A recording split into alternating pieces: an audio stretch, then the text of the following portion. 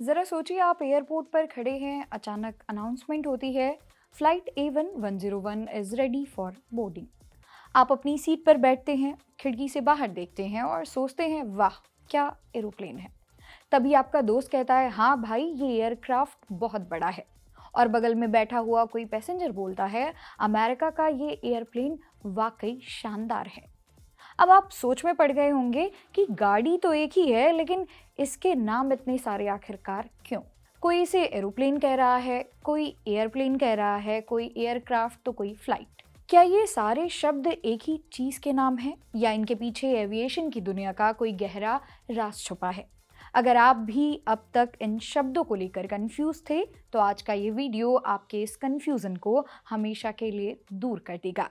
और हाँ, हमारे प्यारे एस्पिरेंट्स के लिए वीडियो के एंड में एक क्विक रिवीजन भी होगा, क्योंकि जनरल नॉलेज और कॉम्पिटिटिव एग्जाम के लिहाज से यह जानकारी बहुत ज़रूरी है। तो वीडियो को अंत तक ज़रूर देखिएगा।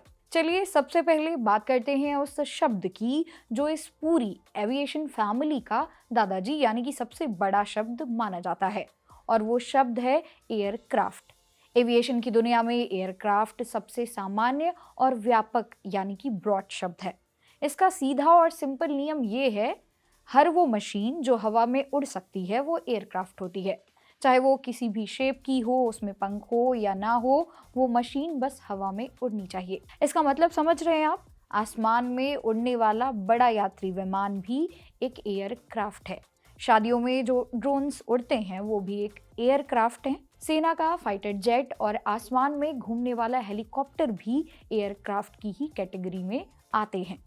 यहाँ तक कि बिना इंजन वाला जो ग्लाइडर या हॉट एयर बलून होता है वो भी एयरक्राफ्ट ही कहलाता है। यही कारण है कि जब आप एयरपोर्ट पर होते हैं या एयर ट्रैफिक कंट्रोल यानी कि एटीसी की बातें सुनते हैं तो वो लोग किसी खास नाम की जगह अक्सर एयरक्राफ्ट शब्द का इस्तेमाल करते हैं, क्योंकि ये पूरी उड़ने वाली कम्युनिटी को दर्शाता है।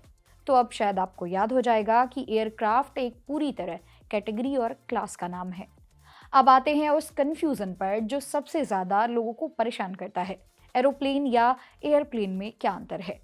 क्या इनमें कोई टेक्निकल फर्क है? क्या इनके इंजन अलग होते हैं? तो दोस्तों, इसका जवाब है तकनीकी रूप से इसमें 1% का भी अंतर नहीं है। दोनों शब्द बिल्कुल एक ही चीज को दिखाते हैं। तो फिर अब ऐसे में सवाल ये उठता है कि ये अलग अलग नाम आखिरकार क्यों। इसके पीछे का असली सच है इंग्लिश भाषा का अंतर। एरोप्लेन या ब्रिटिश इंग्लिश का शब्द है। चूंकि भारत में हम ब्रिटिश इंग्लिश को फॉलो करते हैं, इसलिए हमारे यहाँ बचपन से ही किताबों में, न्यूज़ में एरोप्लेन ही बोला और लिखा जाता है। वहीं एयरप्लेन की बात करें तो ये अमेरिकन इंग्लिश का शब्द है।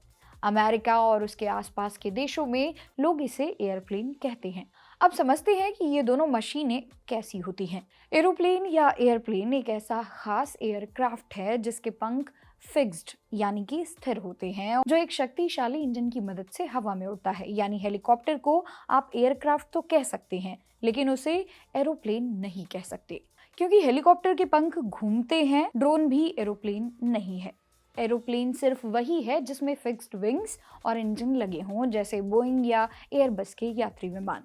तो सीधे शब्दों में, अमेरिका जाओगे तो एयरप्लेन सुनोगे और भारत या ब्रिटेन में रहोगे तो एरोप्लेन सुनोगे। मशीन दोनों बिल्कुल सेम है। अब बात करते हैं हमारे चौथे और सबसे आखिरी शब्द की, फ्लाइट।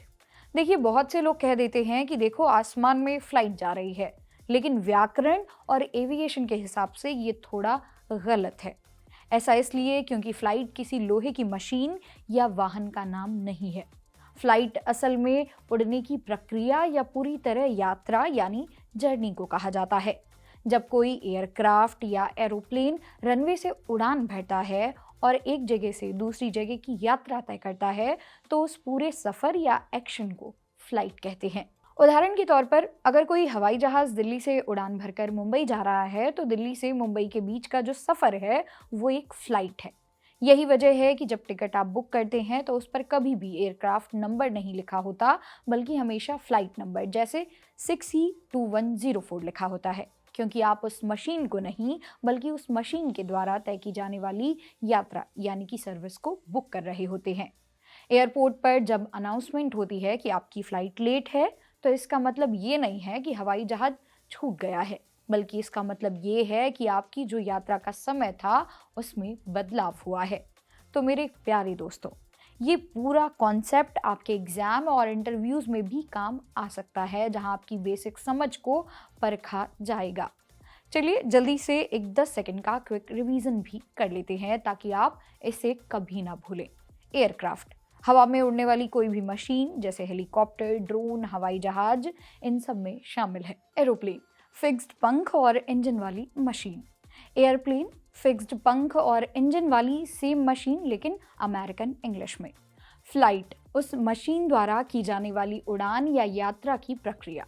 तो दोस्तों, उम्मीद है कि अगली बार जब आप एयरपोर्ट पर जाएंगे या आसमान में किसी विमान को उड़ते देखेंगे तो आपके दिमाग में इन चारों शब्दों का फर्क बिल्कुल क्रिस्टल क्लियर होगा। आपको इनमें से कौन सा फैक्ट सबसे ज़्यादा दिलचस्प लगा? क्या आपको ब्रिटिश और अमेरिकन इंग्लिश का यह फ़र्क पहले से पता था? हमें कमेंट सेक्शन में अपनी राय ज़रूर बताएं। अगर आपको ये वीडियो पसंद आई हो तो इसे अपने दोस्तों के साथ ज़रूर शेयर करें। मेरा नाम है मोनाली पांडे। मिलते हैं अगले वीडियो में, तब तक के लिए ऑल द बेस्ट।